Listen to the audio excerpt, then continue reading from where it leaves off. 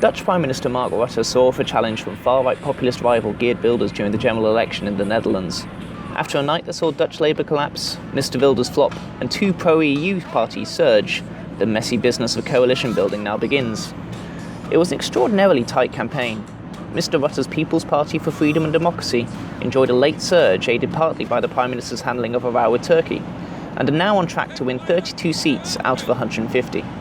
By contrast, Mr Wilders is set for second place with 20 seats.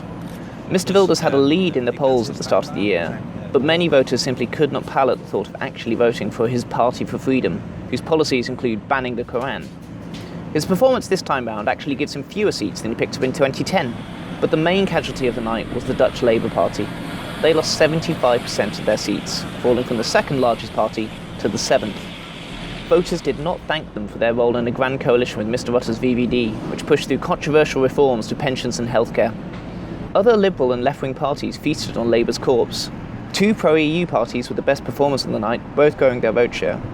D66, a liberal party with a soft policy on asylum and immigration, came in joint third, along with the Christian Democrats, a centre-right party that benefited from taking a tough line on immigration without the more obscene comments of Mr Wilders. But the standout performer was the left-wing environmental party, Green Left, which quadrupled its vote share, winning 14 seats compared to just 4 last time round. The results paved the way for months of tricky coalition negotiations. Forming a coalition in the Netherlands normally takes months, even when there's just 2 or 3 parties. This time round, a 4-party coalition will be necessary. Do not expect a quick result. But one thing is clear. Thanks to Mr Rutte's victory, the man at the top will stay the same. But everything else has changed.